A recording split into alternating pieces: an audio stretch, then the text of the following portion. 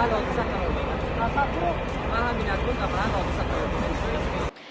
તરફ ઇઝરાયલ અને અમેરિકા બંને મળીને ઈરાનને ખતમ કરવા લડી રહ્યા છે, તો બીજી તરફ પાકિસ્તાન અને અફઘાનિસ્તાન વચ્ચે યુદ્ધ ચાલી રહ્યું છે.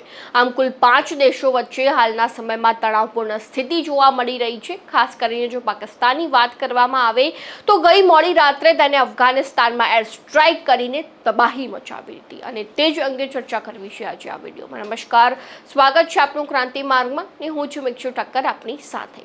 હાલમાં જે રીતે વાત કરવામાં આવે તો પાકિસ્તાને 16 માર્ચ એટલે કે સોમવારની રાત્રે અફઘાનિસ્તાનમાં વધુ એક મોટો હવાઈ હુમલો કર્યો છે, જેમાં પાકિસ્તાનની એર સ્ટ્રાઇકમાં અફઘાનિસ્તાનમાં અનેક લોકોના મોત થયા છે. જેમાં કહેવામાં આવી રહ્યું છે કે પાકિસ્તાને કાબુલમાં એક હોસ્પિટલ પર હવાઈ હુમલો કર્યો છે.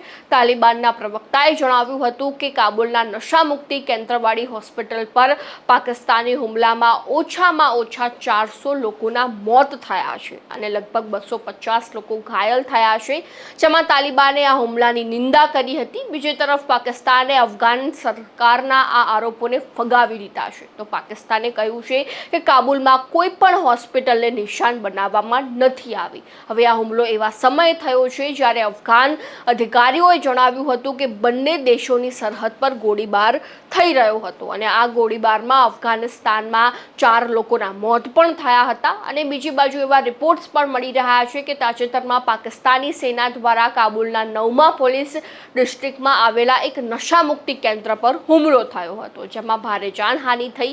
આ દરમિયાન તાલિબાન સરકારે પાકિસ્તાન સામે બદલો લેવા માટે હવે કમર કસી લીધી છે. એક બાજુ અમેરિકા, ઇઝરાયલ મળીને ઈરાન પર હુમલા કરી રહ્યા છે, તો બીજી બાજુ અફઘાનિસ્તાન અને પાકિસ્તાન વચ્ચે યુદ્ધ જેવી સ્થિતિ છે. એટલે કે હાલમાં સમગ્ર વિશ્વમાં જે છે તે તણાવપૂર્ણ સ્થિતિ જોવા મળી રહી છે, ગંભીર સ્થિતિ જોવા મળી રહી છે. તે વચ્ચે ભારતની જો વાત કરવામાં આવે તો ક્યાંક ને ક્યાંક ભારત જે છે તે સુરક્ષિત હાલના સમયમાં જોવા મળી રહ્યું છે અન્ય દેશોની સરખામણીએ.